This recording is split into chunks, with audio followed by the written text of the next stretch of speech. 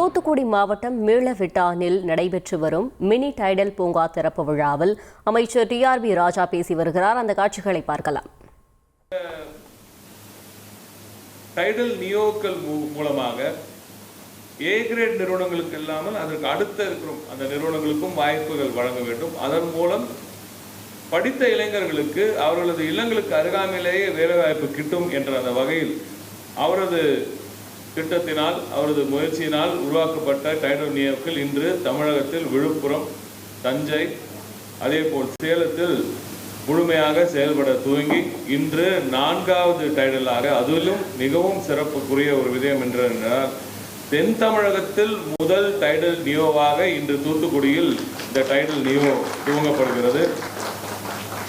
இந்த tidal neo உருவாக்குவதற்கு மேலும் ஒரு காரணம் இருக்கு. மாண்புமிகு நமது பாராளுமன்ற உறுப்பினர் அவர்கள் அவர்களது அவரது முயற்சியினால் அன்றைய தொழில்துறை அமைச்சராக திகழ்ந்த நமது இன்றைய மாண்புமிகு நமது ஃபினான்ஸ் மினிஸ்டர் அவர்களிடம் போய் நிதித்துறை அமைச்சர் அவர்களிடம் அவர்கள் அணுகி மாண்புமிகு முதலமைச்சர் அவர்களிடம் அந்த கோரிக்கையை வைத்ததன் பலனாக இன்று தூத்துக்குடிக்கு இந்த டைடல் நியோ கிடைத்திருக்கிறது என்று மேலும் ஒரு சிறப்பான தகவல்.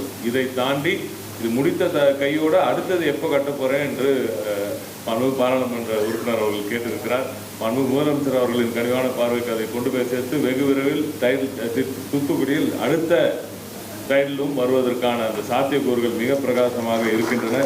இந்த டைடல் நியோவை பொறுத்தவரை 4.16 ஏக்கர் பரப்பளவில் 32.5 கோடி ரூபாயில் உருவாக்கப்பட்ட இந்த டைடலில் ஆயிரக்கணக்கான பேருக்கு 1000க்கும் மேற்பட்டவருக்கு வேலைவாய்ப்புகள் கிடைக்கும் அந்த வாய்ப்புகள் அதிகமாக உள்ளன.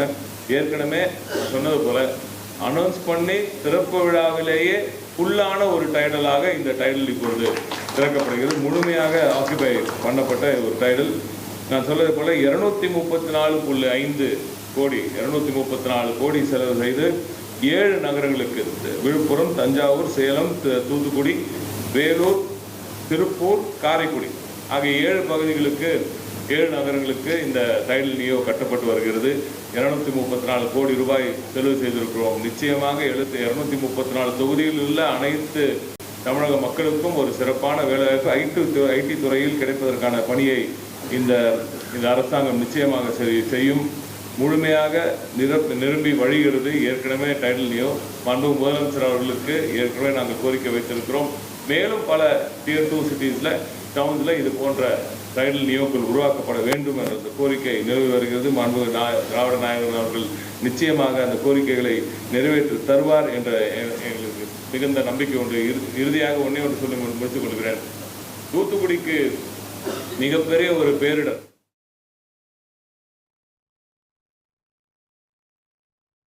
தூத்துக்குடி மாவட்டம் மீளவிட்டானில் நடைபெற்று வரும் மினி டைடல் பூங்கா திறப்பு விழாவில் அமைச்சர் டிஆர்பி ராஜா பேசி வருகிறார். அந்த காட்சிகளை தற்போது பார்த்தோம்.